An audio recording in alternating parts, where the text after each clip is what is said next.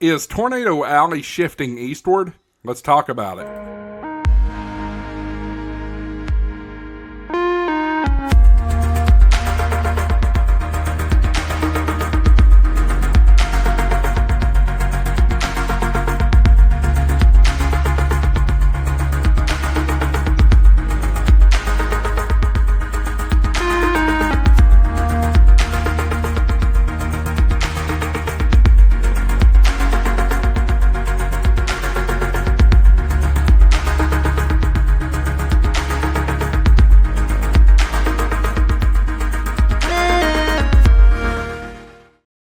Hey everybody, welcome back to HamShackTV. I'm your host Josh, K4HSM. Appreciate you being here. If you haven't already, hit the subscribe button down below. We are on the drive for 10,000 subscribers. Once we get to 10,000 subscribers, I'm going to give away an HF radio right here on HamShackTV. So hit that subscribe button, follow for more information, and we'll let you know more about that later. You know, trends in the past 30 years are starting to suggest that Tornado Alley is moving to the east of its traditional location out in the plains. We have the data to back that up. As you can see, the dog is deciding to make an appearance here. Speaking of which, her name is Stormy, so that's ironic there, but we have the evidence to back that up. So I want to show you our District 5 Skywarn training net that was conducted by K4HSM, Greg Williams. He is the District 5 coordinator for East Tennessee Skywarn. The presentation was given by Brandon Monroe, our assistant coordinator. He is KG4QWI. And I also chimed in with a little bit of information here and there, and I also serve as an assistant coordinator. So guys, I hope you enjoyed this presentation. I'm going to let the whole net play out as usual. And look down in the description down below. It'll be a timestamp if you want to skip check-ins and get straight into the content. Thanks for watching, guys, and we'll send you straight on to the video now. Attention all stations, attention all stations. This is Greg, K4HSM, assuming net control is WX4TYS in Knoxville with the East Tennessee Skywarn Training Net here on the 146.940 repeater. All traffic will be directed via net control and in the jungles. This net is open to anyone and everyone. Tonight's net will consist of announcements and a brief training segment. We will take check-ins throughout the net. Are there any Skywarn coordinators on frequency? And if so, please check in now and indicate whether or not you have announcements. This is WX4TYS. Net control, please copy Alpha Alpha 4 Whiskey X-Ray. Josh, Eagleton Village. Hanging out. Good evening, Greg. No announcements. Everybody on the net.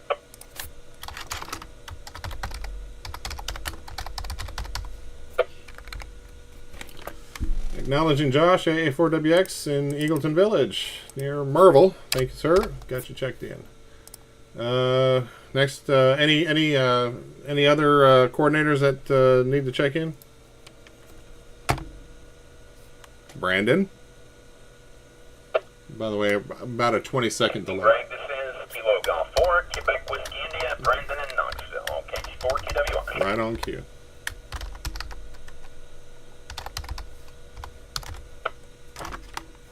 Acknowledging Brandon. Good to hear you tonight, and looking forward to the presentation. Are you ready to go on that?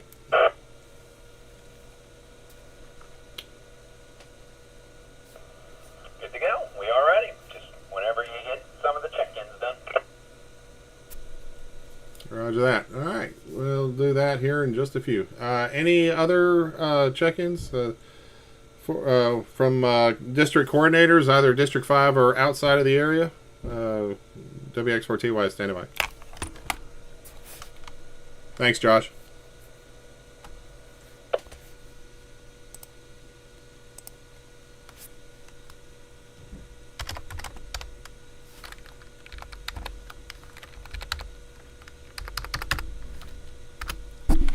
All right, nothing heard?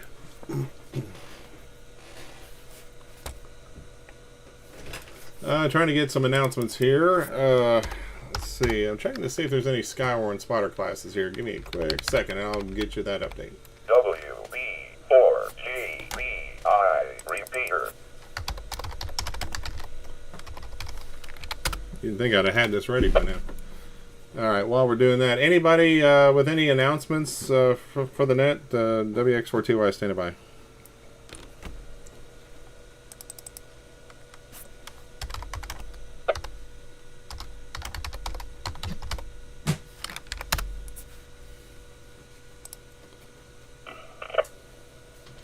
K4QWI.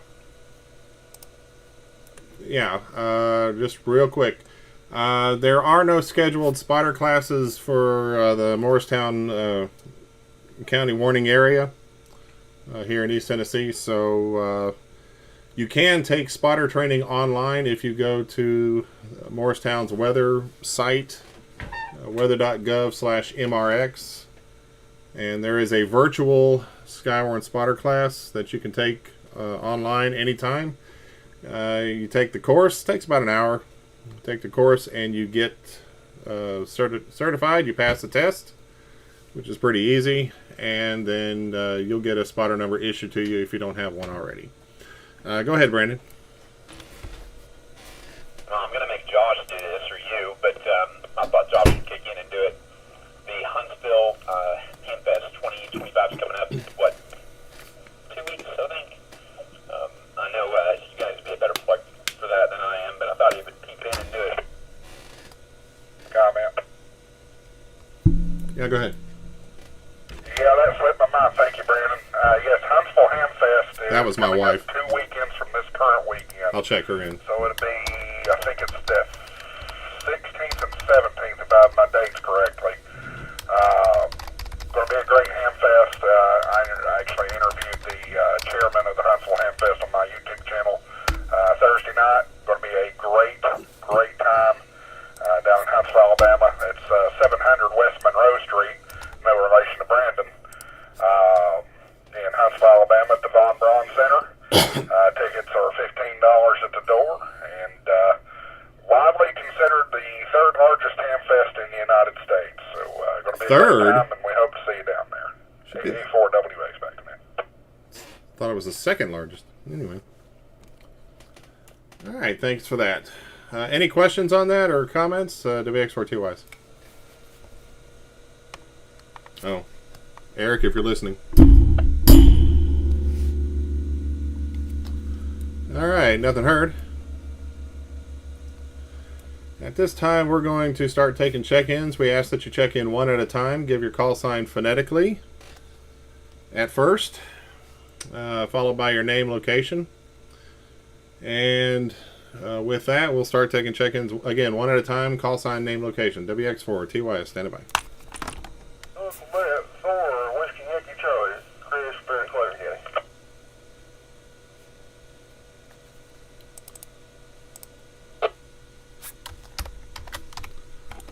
Acknowledging, was it Kilo Quebec 4, Whiskey Yankee Charlie, Chris, up there in Claiborne County? That's correct. All right, got you checked in, Chris. Thank you, sir. Good to hear you. Next check-in. Kilo Charlie 8, Lima Uniform Bravo, Jeremy in East Knox County, the Midway area. Good to hear you, Jeremy. Kilo Charlie 8, Lima Uniform Bravo, Midway. Got you checked in. Thanks, sir. Next check-in, please.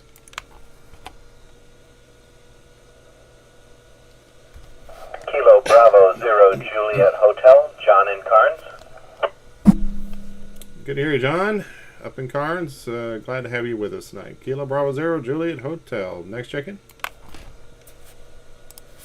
This is Kilo Golf 4, Golf Mike Uniform, KG4QWI, Norm, West Knoxville. All right, Norm, got you in there, and thank you, sir. KG4GMU's checked in. Thank you, and appreciate you being with us tonight. And correction, yes, Ken, formerly from Boyd's Creek, is now in Delaware, Ohio, not Columbus, but it's just outside of Columbus. So I'll make that correction here in just a second. Next check-in, please.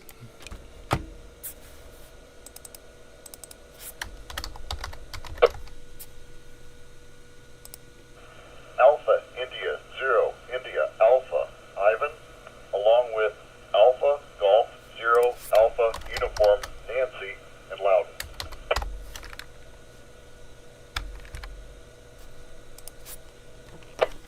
Okay, acknowledging AI0IA Ivan in Loudon, and was it Alpha Golf 0 Alpha Uniform? Is that correct?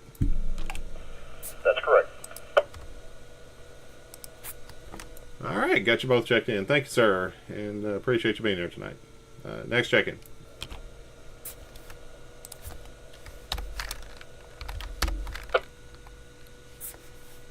Net control. Net control, please check in Whiskey 8, Bravo Romeo Delta, W8BRD, Bill, Jefferson County. Good evening, Mr. Greg.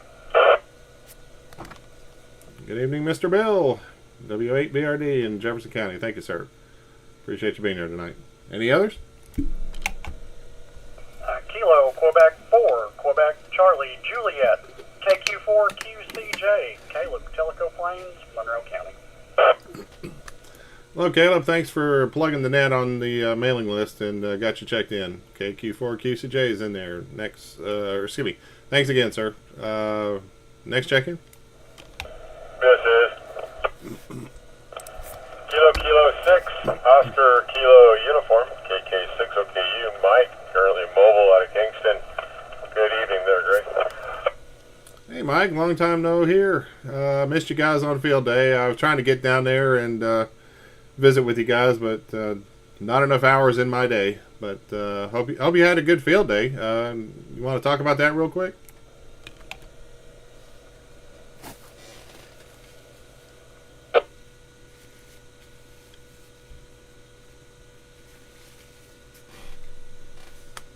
I must have dropped out there. Sorry about that, Mike. KK6, okay, you got you in there. Thanks. Appreciate you being there. Next check-in. Kilo 4, Papa Victor Alpha, KG4QWI. Hello, Kenny. Got you in there. Kilo Delta 4, Propa? A Propa Cuppa? Coffee. Papa Victor Alpha. Kenny, thanks for checking in tonight. How you doing, sir? Not complaining, it's alright. Sitting around, listening to radio.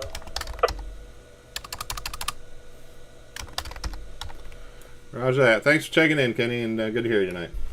Next check-in, please. WX4TY, stand by.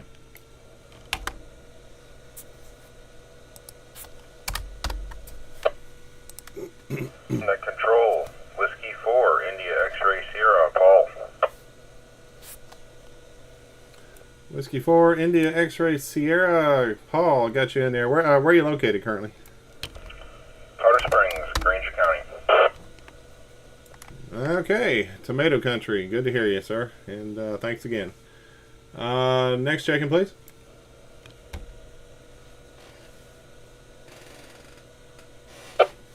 This is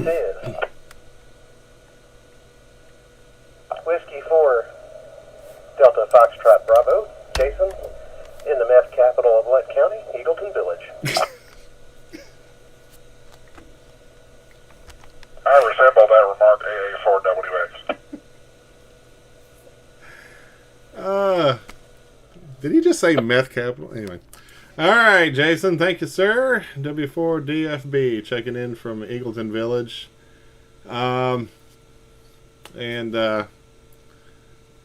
We're just going to leave it at that. All right. Next check-in, please. WX4TYS, District 5 Skywarn Trading Net. Meth capital? Did he say meth? Net control. Net control, this is Kilo, Quebec 4, Bravo Juliet Uniform, KQ4 BJU, Lee, in Von Orr, Monroe County. Thank you, Lee. Good to hear you tonight. KQ4 Bravo Juliet Uniform in Monroe County near Von Orr. Or in Von Orr in Monroe County. All right, got you in there. Just a quick heads up for anybody, if you want to follow along for the presentation, we are on YouTube doing a live stream. The link is on our Facebook page. It's also on our Discord. It's if you do a search for District 5 Skywarn or East Tennessee Skywarn District 5 Training Net, you should find it. So hopefully if you want to follow along, we have a PowerPoint that I'll be using as Brandon gives his presentation here shortly. With that, any other check-ins? Call now. This is WX4TYS.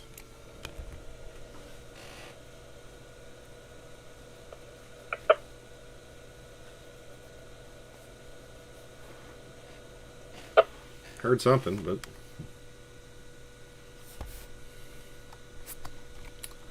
Alright, nothing heard? WB4GBI repeater. We will go ahead and continue on with the presentation. We're discussing tonight the possibility that Tornado Alley, as we know it, has gradually shifted a little bit over to the east. So, what we're going to do, I'm going to turn it over to Brandon, and he's going to give the presentation. Brandon, let me know when you're ready to go.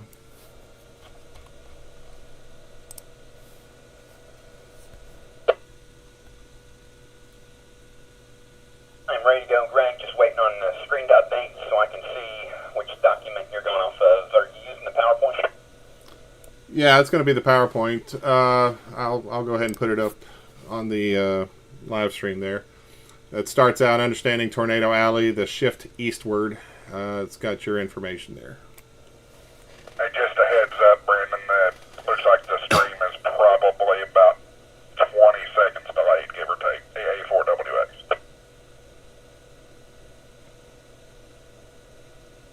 Yeah, I noticed that delay, but we'll dig in, guys. And good evening, everybody. Thanks for joining us.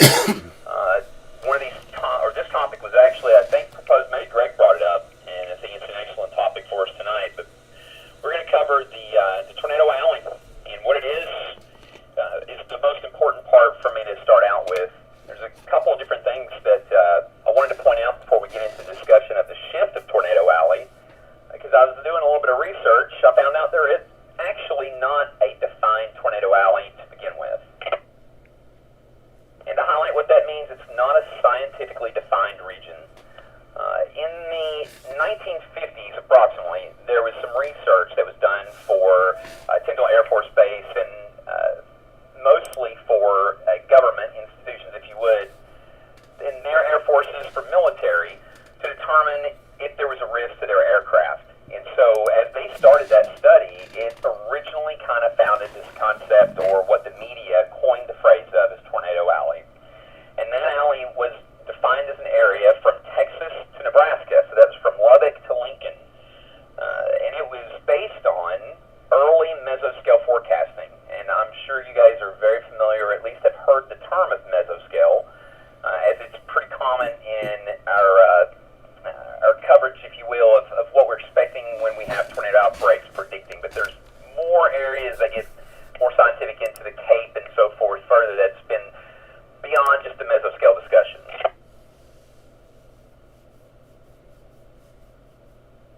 Just a little history, we already started into it. In approximately 1971, there was a Delta outbreak, which was one of the major tornado outbreaks that hit Louisiana, Arkansas, and Alabama. In 1974 was the super outbreak, which struck the Delta and Dixie Alley, which is not the traditional tornado alley that was originally defined. That led to the recognition that there was other zones, such as the Delta Alley and the Dixie Alley, in addition to what was originally coined by the media a phrase of Tornado Alley. HSM. Go ahead, Greg. Just real quick, just let me know when you need to move to the next slide so that I'm following along with everybody on the live stream. I'm sorry, sir. We are on slide 4 when you get caught up there. Oh, I'm caught up. I'm ready to go. I'll try to slow down too as I let the repeater cycle. There is a delay in the stream, so if I'm not seeing the slide changes right now, but we'll keep going in. Just a quick recap, though. I want to make sure that I've explained this correctly. Tornado Alley, again, it was a coin phrase from the media. Originally came up with, I believe, if memory serves me correctly, in the 1950s. But in 1971,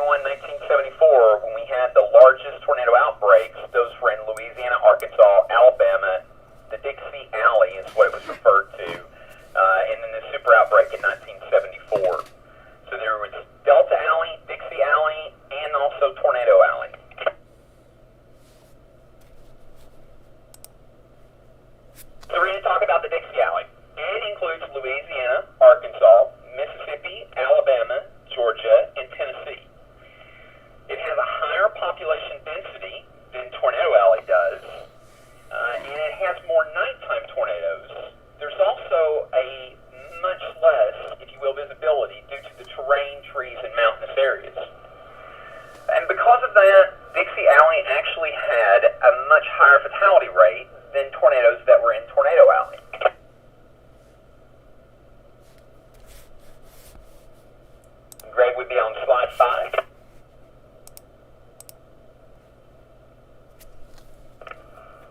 So the first thing that I wanted to point out as we talk about these different alleys and why I wanted to explain the alleys to you is that Tornado Alley is shifting. There is and we're going to dig further into that, but there's 30 plus years of data that shows consistent eastward migration, even when you take out the coined phrase Tornado Alley.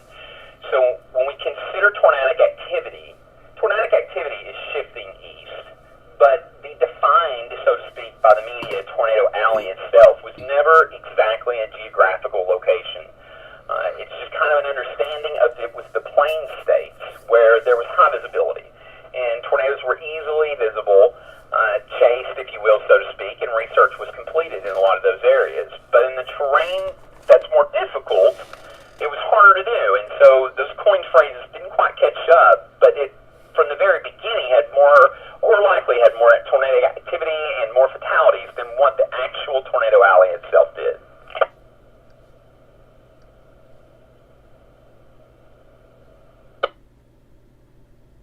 To explain that, there's greater storm frequencies in Tennessee, Mississippi, Alabama, and Kentucky. The jet stream and moisture shifts have always caused that, if you will, convective activity to be higher in those states. There's an increase in atmosphere instability that's been occurring decade over decade. And that instability is what has been tracked. And with that instability movement is what we've been able to confirm, or at least we acknowledge as tornado activity is shifting further east and east. There's one other thing that causes this shift in addition to the atmospheric instability, and it's the winter cold surges that's followed by the warmer weather sinking in. So the South has a unique pattern that the Midwest technically does not, and the Plain States doesn't experience as much as we do in the South, and that is the instant flip from going warm or cold to warm that creates this instability that produces, or it makes it more likely to produce the tornadoes. It's just harder to track it on radar, and it's harder to have that visual aspect. We'll be going to slide 6. I'll let it recover.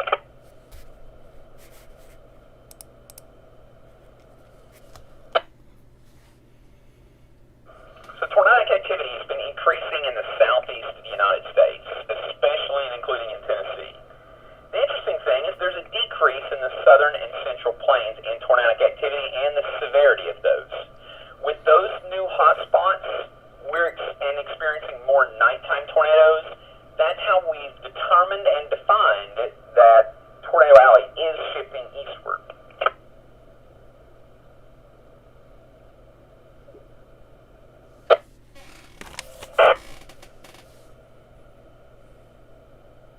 You guys on the live stream, and Greg, if you'll go to slide 7, please. I've got a graphic that will pop up. For those that don't have it, this will also be on our Facebook.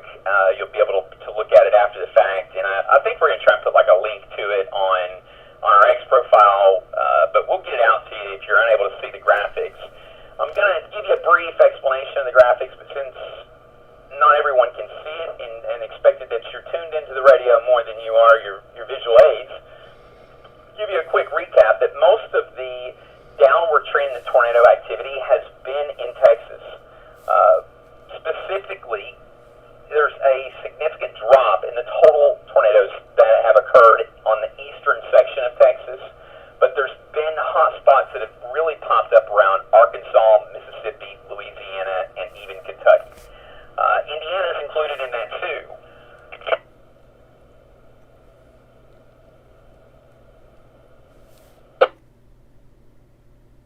And Greg will be on slide 8.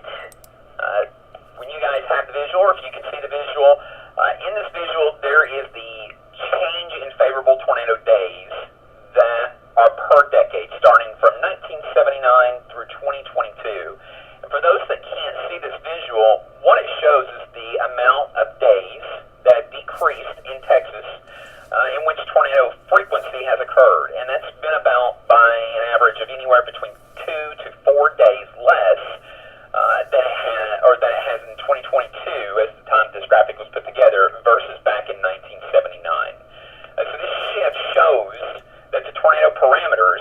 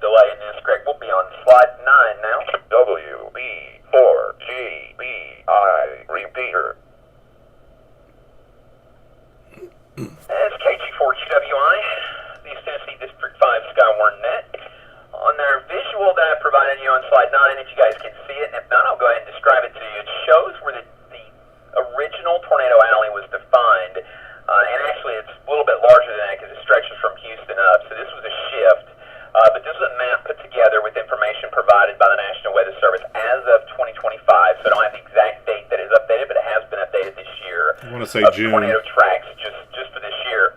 And the majority of them are completely east of the area that was accepted or commonly known as Tornado Alley. Tornado Alley technically cut off, if you will, around, memory serves me correctly, Nebraska and Texas, the line, going down through Oklahoma. But the tornadoes that we're seeing are really in the sweet spot of just west of Memphis into Arkansas, and also up near the St. Louis area, so forth, and then down into the Mississippi and Alabama area. We have seen an increase in Tennessee, so I provided another slide for you. It's going to be on slide 10, the amount of tornadoes from 1950 to 2025. When that visual pops up for you, you'll see the total tornadoes that have been counted in the state of Tennessee by each county.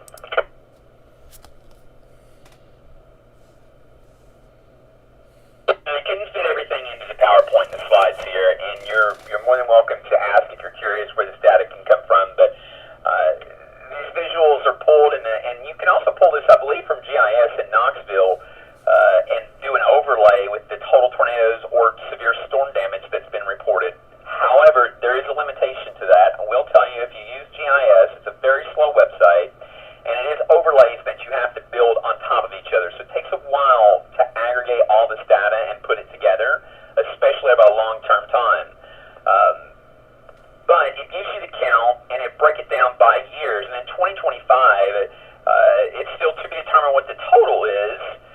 But in 2024, there was 19 tornadoes.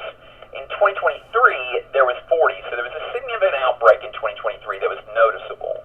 But prior to that, in 2021, that's a west, or that is total. I got it right.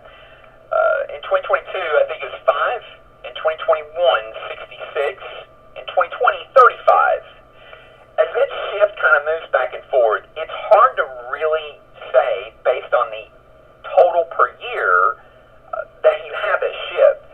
However, when you look at the actual data that shows the tornado plots, what their strength is, and the length that they were on the ground, when you see that visual, you can clearly see how it is shifting and it's moved east. But the tornado count itself can vary based upon that year's history. So that's why we look at it by the decade.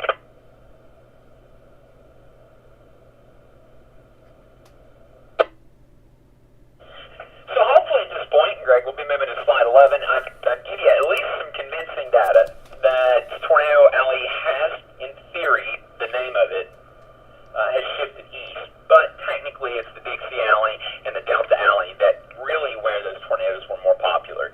I think I put this in some of the details, and we'll put this out as separately in a fact sheet, so to speak. But in 1960s, there was a meteorologist that did a study and determined that the Delta and the Dixie Alley was significantly at a higher risk for long-term and deadly tornadoes than what actual Tornado Alley was itself. And so that led to kind of this one, before we even tell you that it's shifting, we've got to explain to you what it is and why I wanted to do that. But now I'll explain to you why the shift is occurring. Just like everything in weather, it changes, and it's not a guaranteed as to what the cause is, but there are some things that we know. We know that the Gulf moisture feeds storms further into the east, and the jet stream patterns favor the severe weather over the southeastern United States more than it really does the plains. The land itself may enhance effect, but it's not going to cause the storms. And that's something I'm going to get to a little later in the presentation and touch, but I'm going to touch on it now because it's an important point. When the phrase Tornado Alley was coined by the media for the plain states, it almost created this, if you will, unawareness in other areas where tornadoes were more fatal, that they weren't as likely in those areas. And so it's been kind of a challenge for the Weather Service, if you will, to get those warnings out and for people to take them seriously. So land, again, it may affect it, but it does not cause tornadoes, so to speak, and it does not necessarily enhance the tornadoes, but it can, the terrain can play into it.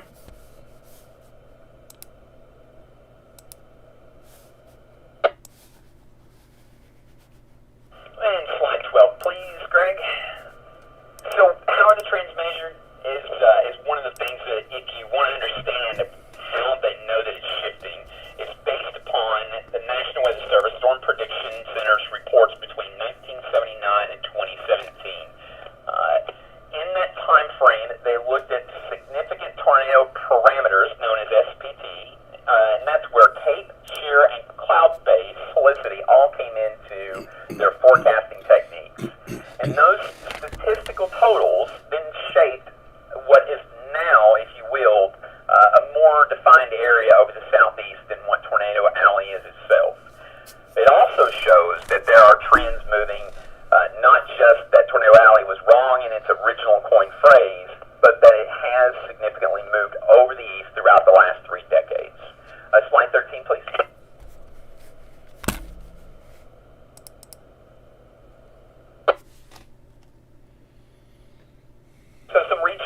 for you.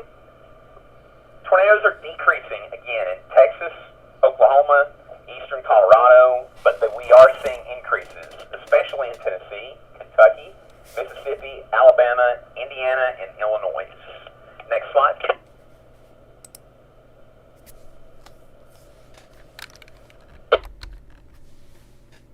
So in Texas and Oklahoma, tornadoes decreasing and less frequent storms occurring, but in Tennessee and the Southeast, tornadoes increasing. There's more risk, especially at night and with lower visibility. Nationwide, the totals steadily are shifting further and further east. The cause is unclear. It's possibly linked to climate shifts, but the true cause of the shift is absolutely unknown at this point. There are studies that are still ongoing, and of course climate change is one of the topics that I know is going to come up. Next slide, 215 please. But before we talk about climate change, we've got to consider the seasonal patterns. So March through May have seen sharp declines in the plain states in tornadic activity, where June through August there's been a drop in the central United States. However, fall and winter have proven to be more tornadic environments for the Southeast. And as something to point out, I think pretty strongly, is what we used to call our tornado season, so to speak. It's still very active in the spring, but we're also seeing this pop up in the fall and in the late winter during those strong shifts, which we see the warm and cold shift environments and the lows come through. 16, Greg. Especially around Christmas time. We see those. So I know this is a political topic, and I want to be careful how I approach it or even try to share with you. There's no direct link confirmed with climate change that puts any blame or association with the shift in tornadic activity. Global warming, if you were to look at the definition of global warming or what is accepted or believed behind it, and not getting into the politics or the science of it, because I'm not a meteorologist and I don't want you to think I'm pretending to be. But there's no direct link confirmed that climate change causes the shift. And one way you could argue that climate change would produce more overall. But this is still a shift in which is moving. So the exact cause, as I said, is still unknown. The climate model suggests that the Southeast is going to see more severe weather, however. Until we're going to know exactly what's causing it, what's making it more favorable, and why it's shifting, there's just more research that's needed. Next slide.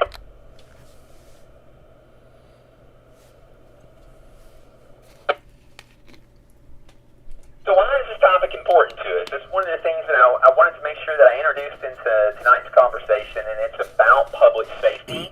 It's also about that coin phrase, which is why I like to repeat it as often. It came because there's an acknowledgement, so to speak, by the media of what was visible, what was commonly known, so to speak, in the plain states. But that created a perception that there was less frequency and less chance of fatalities in other areas. And that did the exact opposite of what we would hope would happen. In areas where the potential for fatalities was higher, there was less public safety acknowledgement or even awareness that these things could occur.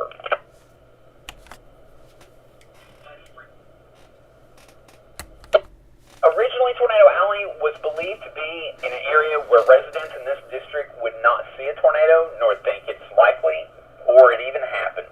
If you were to ask somebody that's been through a tornado or has had a tornado recently, most of them would tell you, and I've seen many media reports, we just never thought it would happen here, or we didn't know the severity of it. And there is a lot of, if you will, in the plain states and the area known, or if you has more that coined phrase, Tornado Alley, there's a lot of attention brought to that, and people know where their safe place is and where to go.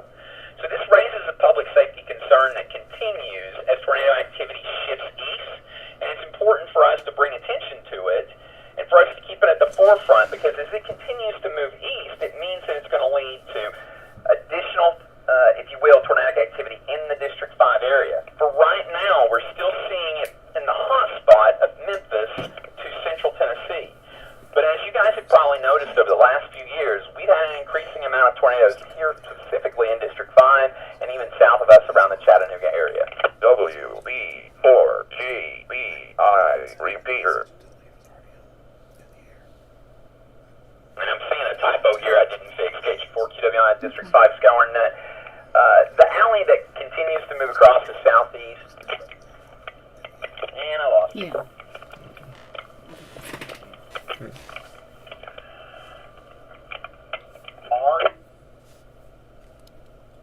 Uh-oh. Something happened here. Okay. Brandon, you have an audio issue there? I think you've had a microphone issue in the past.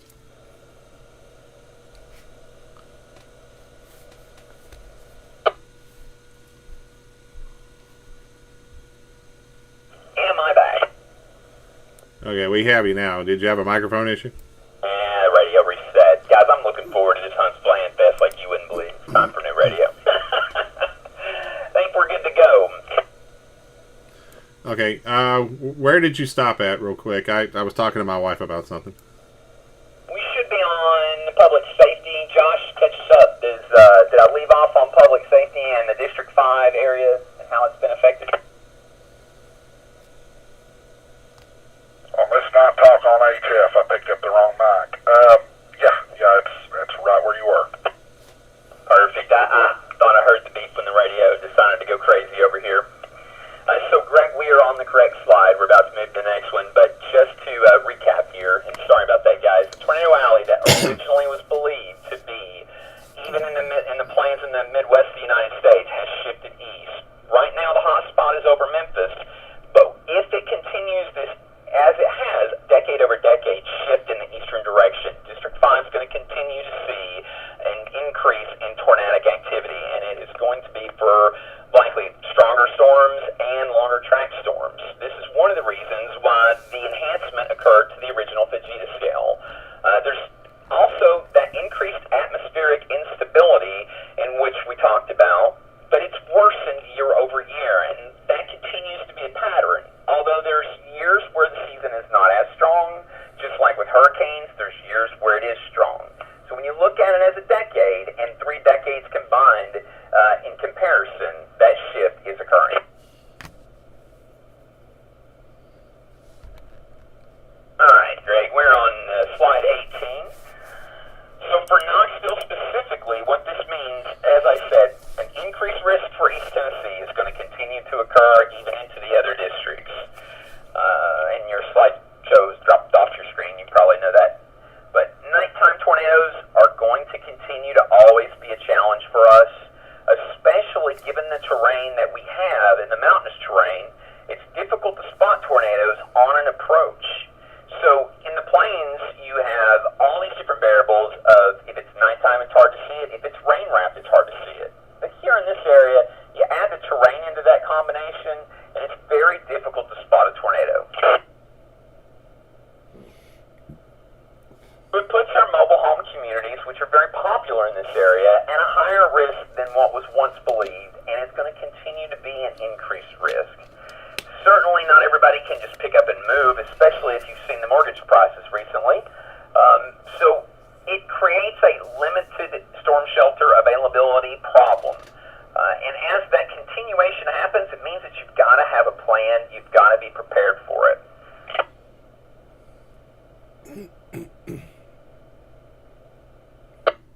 Greg will be on slide 19.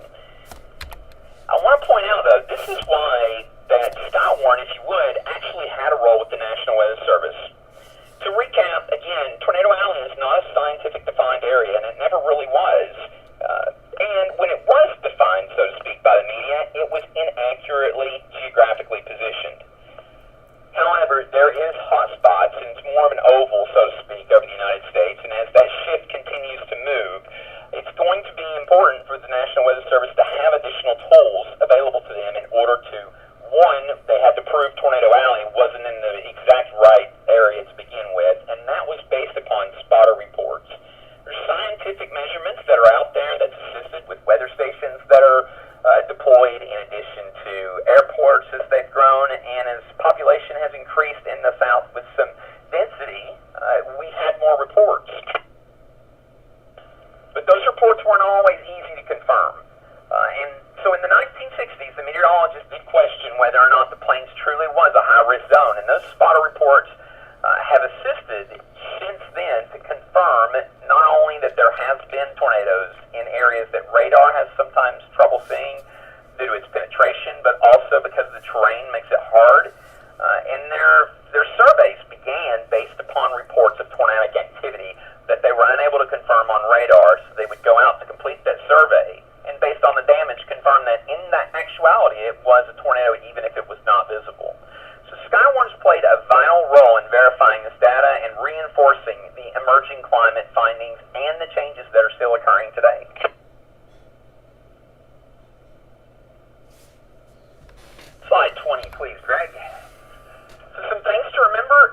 continue to plan for in the future, as a program through Skywarn, when we do activate, like, it's important that we are doing these nets, that we are giving open opportunity, so to speak, for everybody to get their reports in, but to make sure that we're collecting this information, it gets entered into the local storm reports, because it strengthens not only the Weather Service ability to accurately forecast it, but it also provides an increase of public awareness, and that increases in public shelter access, and that's going to be necessary for those things to increase, not only in, so to speak, communities that are mobile homes, but just as a whole.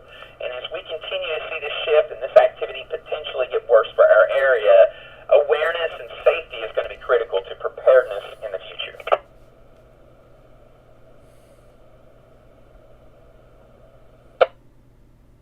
So amateur radio operates, or it offers, if you will, this opportunity, and as it operates through the Skywarn program of emphasizing the importance of not only the observations, but the detection that's occurring and verification, and all of that drives that community awareness programs.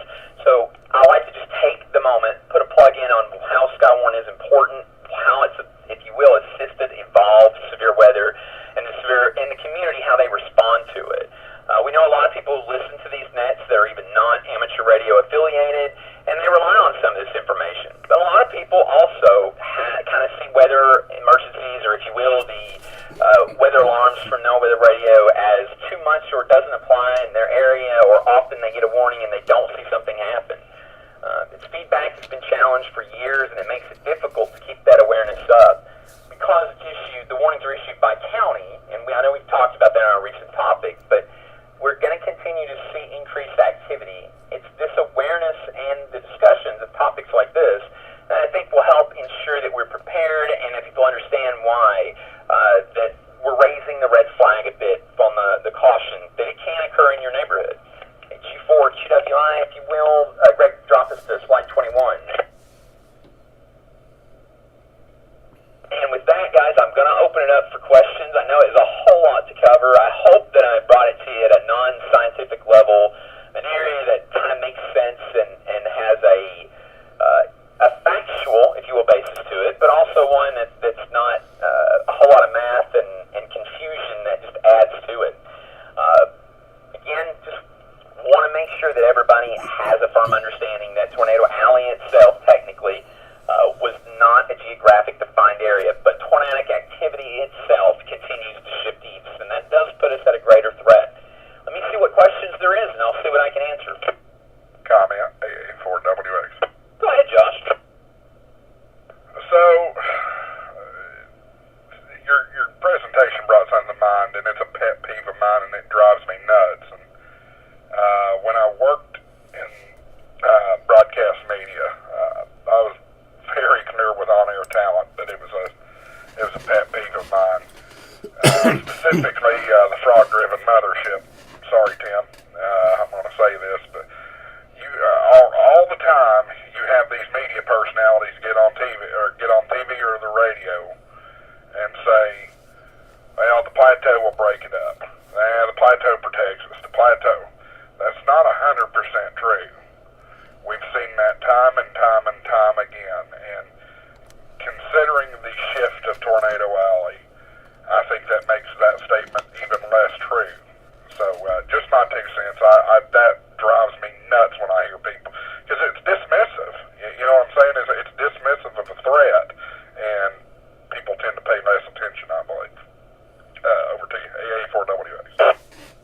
Thank you, John. Thank you, Brandon. Josh, I'm glad you brought that up. I had this originally in a recap slide, and I think I edited it out by accident or just moved it. But you're 100% right, and I said I would come back to it. The terrain can affect it. It can enhance it, but it doesn't stop it, if you will, and this is the science approach to it, so to speak. But if you think about how a tornado is formed and developed, that starts well above 10,000 feet in the air.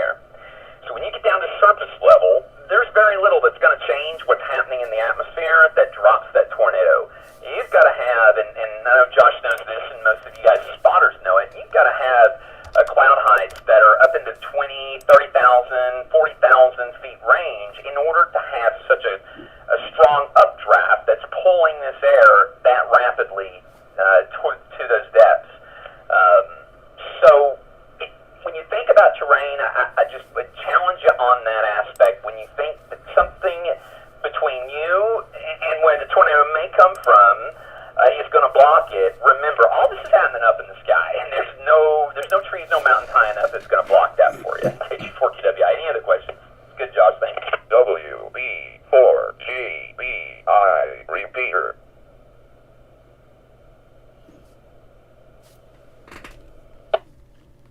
K4HSM. Go ahead, Greg. Yeah, real quick, really good presentation. Very well put together. One thing, and I've, going back to Josh's comment there, I often have that impression that the plateau does affect some of our weather. I don't think it's a deterrent, or it's like a big brick wall, but I do think there's been several times where it's given a deterring factor in severe weather formation. But another thing about your tornado alley shift to the east that I wanted to bring up, and you did sort of discuss this on, I believe it was slide 19. I'll move it back for those of us here that are on the live stream, that the technology that exists now, is way more advanced than it was in the 1950s and 60s when Tornado Alley was first coined, Tornado Alley, Dixie Alley, etc. So would you agree or disagree, or would you consider that the technology that we have in Doppler radar, the fact that more instant technology, cellular technology, the computer and internet generation, if you will, has contributed to more of these tornadoes that may not have been spotted or may not have been reported back in the 50s, 60s, up to the 80s and 90s, that the technology that we have now is giving more leeway to this impression that Tornado Alley is shifting to the east. K4HSM. I hope I explained that correctly. I'm so glad that I have you guys to help me, because you're absolutely right. There are a few things that I feel like I rushed through here and may have missed, and I'm glad you brought this up. This is part of why determining if Tornado Alley has actually shifted, or if you will, the production of tornadoes and the frequency of tornadoes has shifted, and it is a variable that is somewhat, if you will, unable to be verified. You have new technology with radar that gives you 3D imaging in the more advanced radars and the upgraded radar versions. You guys will probably remember, if you've been around and you studied weather for a while, that many years back they shut down several of the Weather Service offices and they reduced the amount of radars that were there. And I know we covered that on a previous net, but they did that because of the enhancements of the ability of the radar. So that alone increased the accuracy of forecasting, in addition to the fact that once several, if you will, storms had been reported as possibly a tornado, and the Weather Service went out and did their research, their study, and field surveys, confirmed that it was based on damage. That allowed them to calibrate, so to speak, what the radar would reflect in that particular terrain, and that would indicate a possible tornado. Coining, if you will, the phrase of why the Weather Service says, and radar indicated possible tornado, because they don't have confirmation that it's on the ground, but based on previous storms in that terrain, it could occur or it is occurring. There's a couple of things that come into play here. And I hate to use ring because ring is ring, but they were the founding, or if you will, the most popular home security cameras that came out with the doorbell and so forth. One of the things you'll see anytime a significant weather event occurs is some type of home security camera play of that incident. And you also probably have noticed it seems more frequent when we see people that are looking at severe weather stand with their phones, instantly grab it and start recording video until they realize they're in trouble or they're in danger, and then the panic kicks in and you can watch them kind of panic and run to safety. I gotta get this on TikTok. To grab your phone and record it became so popular that it's allowed. It's dangerous. haters, please don't do it. We've covered that. I want to ensure I emphasize it. But at the same time, those videos and those pictures have allowed for the Weather Service to not only take our spotter reports, but then they started receiving all the social media reports, and it enhanced their ability to confirm what they're seeing based on the video. So without a doubt and without question, there are three things that have contributed to the possibilities of this defined area being shifted, and it's the damage and the strength that has confirmed the shift moving forward, but the population increases and the increasing technology has absolutely supported and made the reporting of tornado activity and the confirmation of it much easier and probably more accurate after the fact. It's a great point to bring up, Greg. Thank you. KG4QWI. Anybody else? Yeah, thank you, Brandon, and appreciate it. Any other comments or questions or add to the discussion? All are welcome. This is WX4TYS. NU4K. November Uniform 4 Kilo. Go ahead. Yes, sir. I kind of got in on the tail end of this, and I heard that, the description about the Tornado Alley, and that I guess it's over West Tennessee, I believe, somewhere Nashville or Memphis or something. I don't remember what the other guy had said. I'm just kind of curious, is this recent, in the past couple years or what?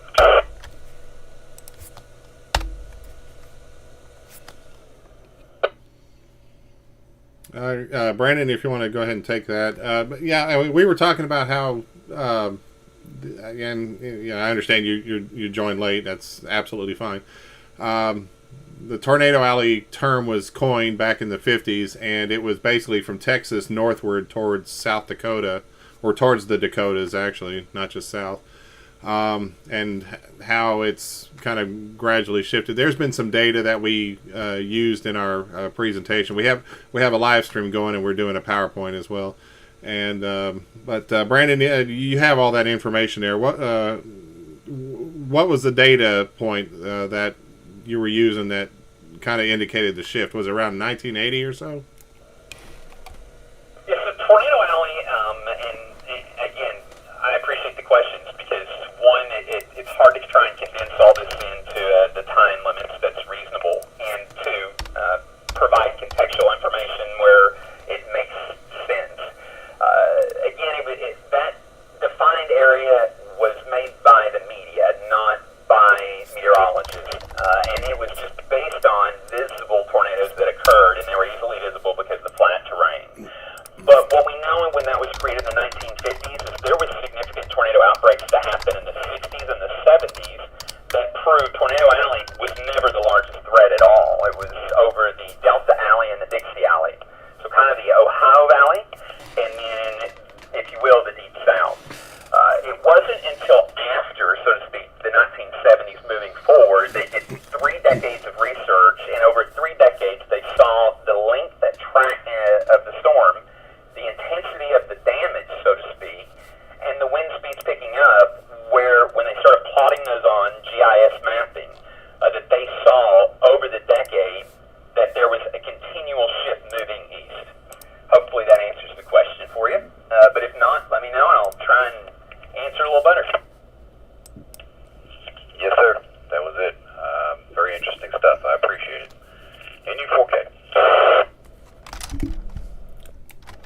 All right, thank you, David. You're here in Knoxville, is that correct? Yes, sir. All right, just wanted to confirm it. Appreciate you, sir, and thanks for checking in. Any other questions or comments or discussion to this? WX4TYS.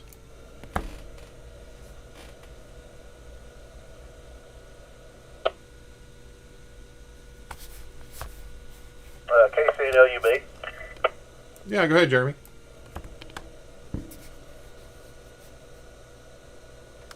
Hey, I was just curious. I lived down in northwest Florida for about 7 years, and they talked about Dixie Alley all the time down that way. I was just curious, is the trending of it moving east to the zone they call Dixie Alley, is it trending east too, or is it's staying pretty well where it is? I've still got family that lives down that way too. Back to net, KCWB. Yeah, go ahead, Brandon. It's a perfect question, and I appreciate it. Well, one of the things I wanted to do was answer if Tornado Alley is shifting, but also kind of give you the explanation of Delta, Dixie, and Tornado Alleys. If you will, those are geographical locations.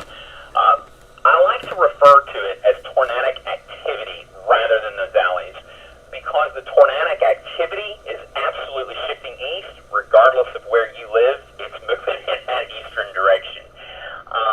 So if you get a chance, take a look at those visuals off of our Facebook post for the PowerPoint that I put out. You'll find those graphics will show you the hot spots and how they've kind of moved, and even the tornadoes that have tracked over the last year. Just in 2025, I believe, is the tornadoes that I put on slide 9. And that shift right now puts the hot spot right over the Arkansas, Tennessee, St. Louis area, even down into the Mississippi, approaching Alabama area. All those are really kind of the hot spots. And you're going to see it if it continues this decade-over-decade pattern as we expect to move, and potentially until it reaches out to the East Coast. We'll hope that once it reaches that, it can just go away and become another nation's problem. But in fact, yes, it is moving further east. Specific to your question in Florida, and let me let it recycle. WB4GBI repeater. Become the Bahamas problem. KG4QWI with the District 5 Skywarn net. Florida's an interesting one to bring up, and as I was trying to figure out how to explain this, I didn't go into Florida because Florida has not really saw much of a change, and there's a reason for that, but it probably or may not last. That's a bit more on the meteorological side and forecasting, and I don't want to pretend to be an expert in that field by all means. But Florida maintains warmer weather for longer durations, and you need that cold to warm weather shift to occur for tornadic activity to increase. So I'm not sure if Florida is going to continue to see a pattern of increase in tornadoes, as most of their tornadic activity I would estimate to be, again, not a scientific evaluation, based upon hurricanes. So I don't know that there's data to support whether or not Florida is going to be affected, but certainly it shows that if you will, tornadic activity is moving into Georgia and over into South Carolina and North Carolina more frequently. Hopefully that helps answer the question. Comment. And Josh, KG4QWI. Glad you brought up hurricanes, because that was my thoughts exactly. You're going to have some anomalous data there because the vast majority of tornadoes in Florida are not supercellular in nature. They're embedded in the right front quadrant of tropical storms there. Over.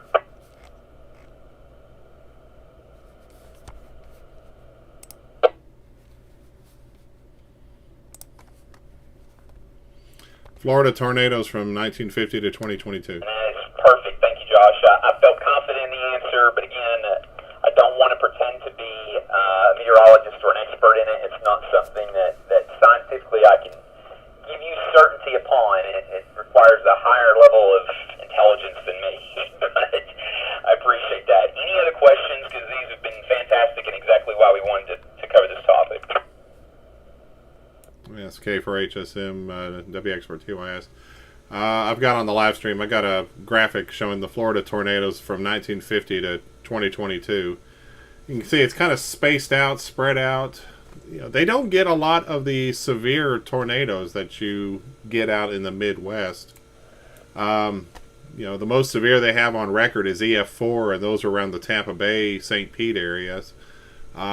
A few F3s spotted, you know, dotted around the entirety of the state, from the Panhandle all the way down to Miami.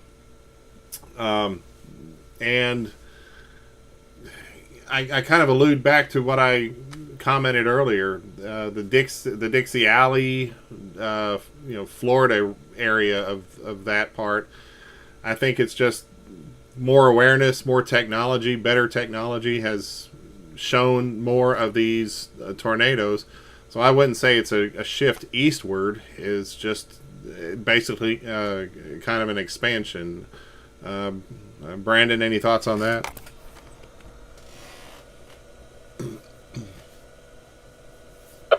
I'm hoping to see the graphic. The live stream's not caught up yet.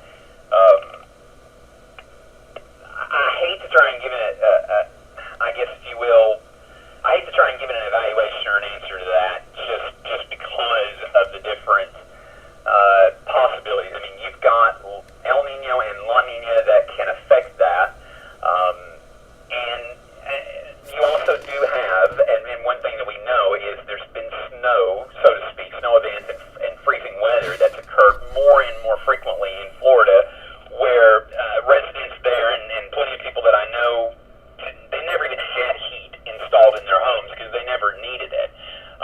So there's been change there without a question. Is it related to this shift? I would say that it is more likely than not, but I hate to give it an evaluation for someone that just doesn't have the expertise to tell you that one's related to the other. So I would give it the same answer as I would if you're asking, is climate change the cause? I'm not sure. There's just no way to be able to prove that, I think, at this point, because climate change affects everything as a whole. We're talking about a specific shift, and we're seeing a decrease in one area, yet an increase in another area. So it's just not got enough facts, I think, behind it to say that for certain. KG4QWI, I hope that helps. All right, thanks, Brandon. Jeremy, anything further?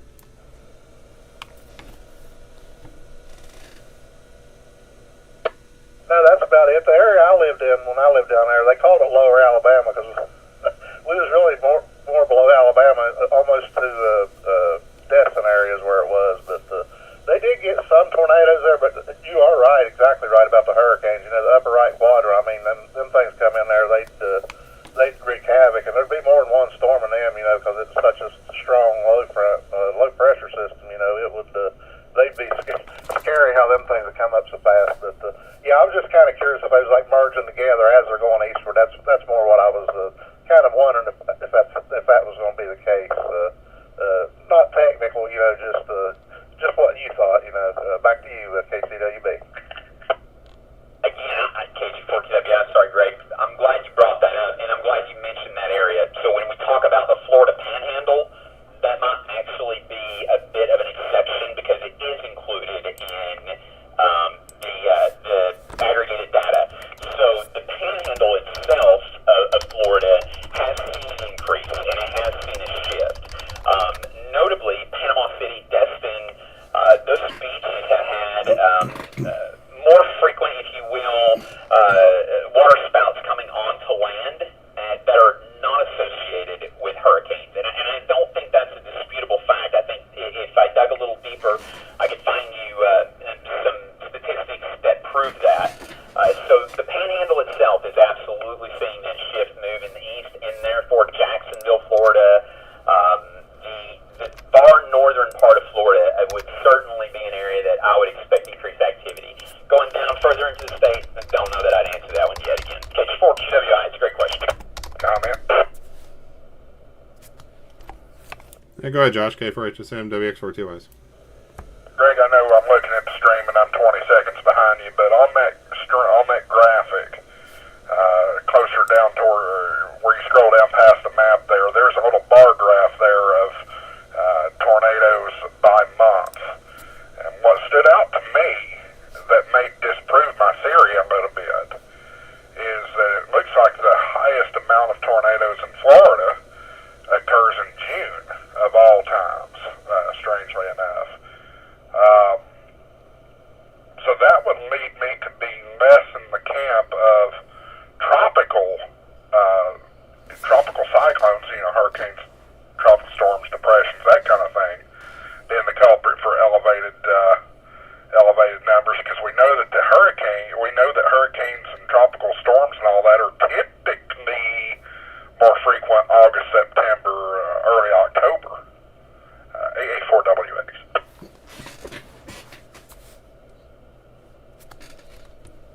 Yeah, hurricane season is typically like, I think, end of July to middle of November, I think. Although hurricanes have occurred outside of those boundaries, but Yeah, interesting. Brandon, anything to add to that? The first thing that came to my mind is should we do? I mean, if we were in Florida, I think I would want to question if hurricane season is moving. Why do you want to live in Florida? Shift in that, because even though technically hurricane season, I don't think it started in June. It is the increase in summer frequency as the temperature increased. That directly probably is related to climate change, global warming. If you're under that belief in science, I'm not trying to go down that rabbit hole if you don't believe in it. I don't want to contest it, but there may be a shift there in hurricane activity that could play into it that may still have a tropical factor to it. But overall, I mean, since we know that the instability in the jet stream itself continues to move in the eastern direction, it stands to reason that Florida will see that increase. And Florida is also that state that kind of sits out there by itself. So the only comparison in the United States that would be accurate to it would be Texas, or maybe west, in California, the extreme south of it. So it's hard to do a state-by-state analysis or a track analysis because they don't track tornadoes over water. And I hope that helps explain why it's just a little difficult to put an exact statistical form on Florida. It is Florida's Florida. KG4QWI.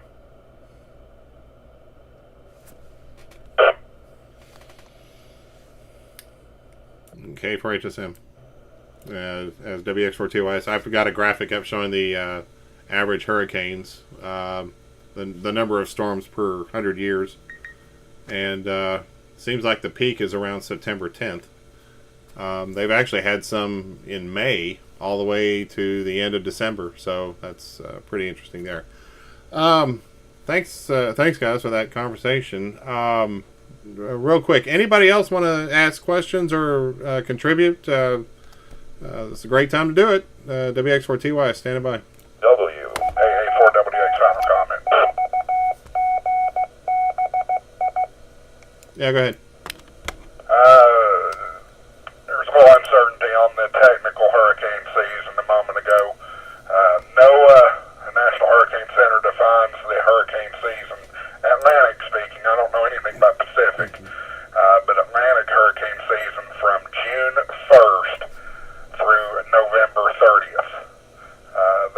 That's the official there, but that's just like tornadoes, they can happen really about any time.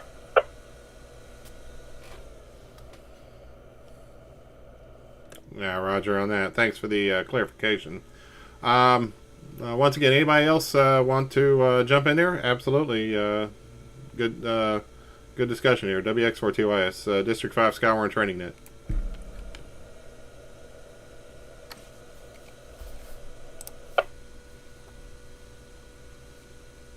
All right, nothing heard? We'll take some late check-ins. Hopefully some of you have stuck around and listened to this. Hopefully it's been informative. If you'd like to check in, you hadn't had an opportunity to do so, call now. WX4TY, standing by. KQ4 NDO, Kilo Quebec 4, November Delta Usher, Gary, South Knox County.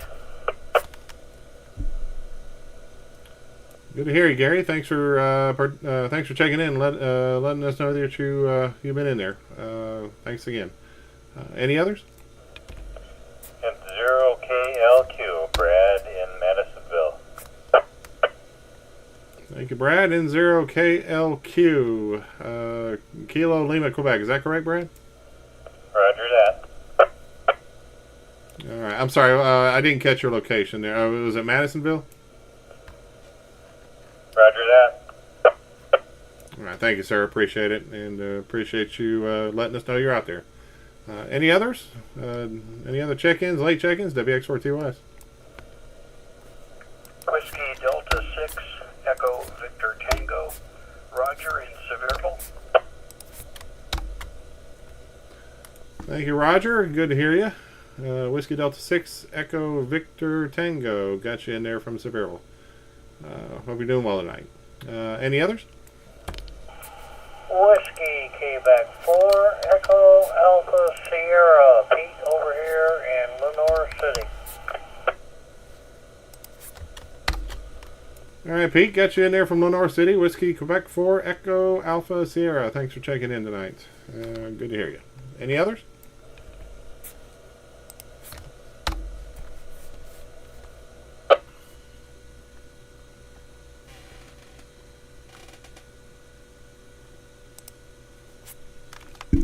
All right, nothing heard? A couple of other announcements. Our next net is tentative for Sunday, September the 7th. I cannot believe it's August already. So the last couple of months have just kind of zipped by. But do want to say I apologize for not having a net last month. In part because of the July 4th holiday was around the same time that weekend. Also, the week after, when we had rescheduled it, I came back from vacation, and the best souvenir that you could possibly ask for was COVID. And I had that for a few days, and then I had, apparently I spread it to the whole family. So my mother was one of them, and she ended up in the hospital. Yes, Charlie 0 Victor India Delta checked in from Vegas with me, and so I was not able to call the net because of that. So hopefully wasn't too big of a inconvenience for everybody, but do appreciate everybody for checking in tonight. We got let's see, we got about 27 check-ins, so that's great. I appreciate everybody joining us. I'm thinking for next month, and this could change, but since we had a good discussion tonight on the Tornado Alley, one of the documents that I got was from one of our meteorologists up at the Weather Service, and it talks about tornado genesis. Basically, the formations of tornadoes and the buildup of it. And so I am thinking that we will go into that next month. That could change, and it could shift around. But we'll see. Again, Sunday, September 7th is the tentative date. And so hopefully we'll see you then. A couple of other weather notes to take care of. You may have heard the Newfound Gap Road in the Great Smoky Mountains National Park is shut down indefinitely.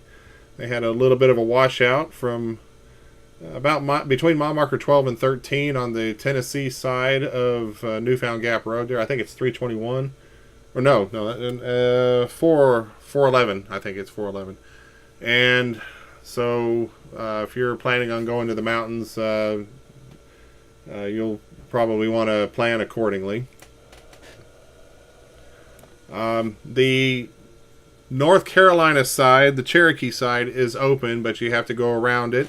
I think you have to go on 40 through Newport, where they had the previous washout from Helene and a rock slide just a couple of months back, to get over to it in order to get up the mountains. But if you're willing to do that, then more power to you. So be cautious if you're making plans to go up into the mountains over the next few weeks.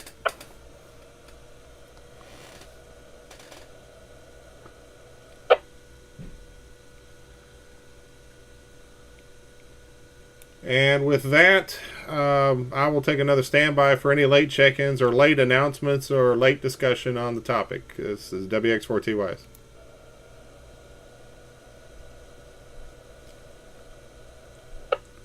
Once you get done, I just have a closing comment, but let's make sure we get all the check-ins and further questions first. KG4QWI.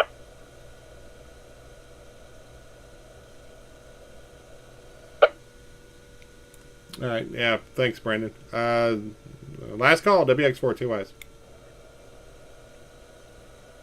For alcohol? No, sorry. Wrong net.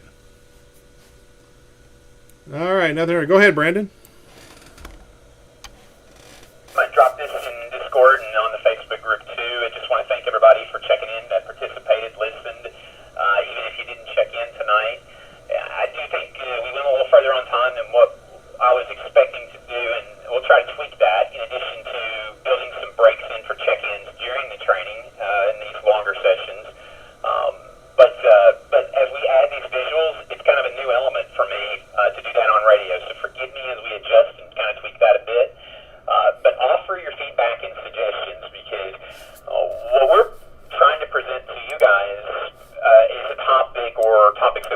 pretty comfortable with or very familiar with, or we become comfortable and familiar with it by reaching out to our experts at the Weather Service for help.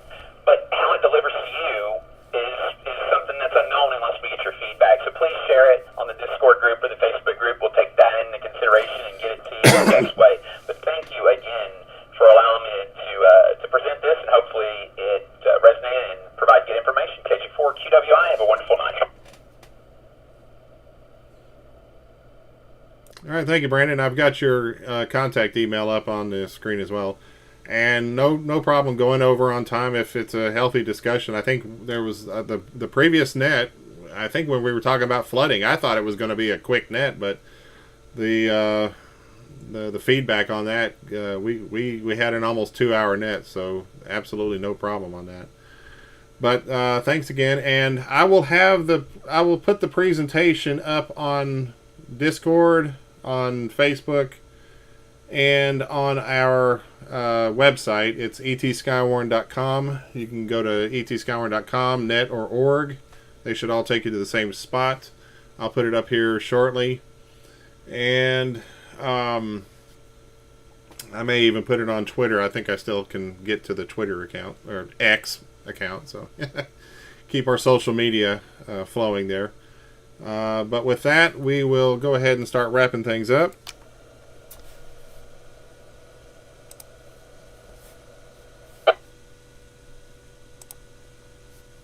One final announcement, Greg, K4HSM. Yeah, go ahead. I forgot to mention this earlier. I do want to give everybody the same opportunity I'm giving my YouTube audience. This Thursday night will be the 1-year anniversary of my YouTube channel, HamShackTV, and I am giving away a Redibus MA1. That's pretty much the hottest VHF, UHF budget rig available right now with mobile. So that will be this Thursday night at 8 o'clock on HamShackTV on YouTube. So appreciate that, Greg, and we'll send it back over to you. And Greg and Brandon, I don't know if y'all are capable, maybe jump on Zoom after the net here. I have an idea for future operations like tonight. WB4GBI repeater. Yeah, I should have a few minutes. We can try and hop on Discord here. All right. Thanks again. Any questions or comments? The WX4TYs or late chickens? I feel like I want to say chickens instead of check-ins. Chickens, check-ins, check-ins, chickens. Are you too chicken to check in? There you go. All right, nothing heard. Well, thank you everybody for checking in and participating this evening. As a reminder, we are doing this monthly, and it's on the first Sunday of the month at 8 o'clock local time. That, you know, even if the we spring forward or fall back, so it'll be at 8 o'clock local time, Eastern time, here on this repeater. The next net again, Sunday, September 7th. And this is WX4TYS. We're closing down the East Tennessee Skywarn training net at 9:21 local time. I want to thank Tim Berry, WB4GBI, the birthday boy, for use of his repeater. Again, be sure to check out our websites. Again, etskywarn.com. And I'll have all the information posted here later tonight. As soon as I can, actually. And we are now returning. We're now repeating the return to normal use. This is K4HSM. Thanks again, everybody, and have a great night.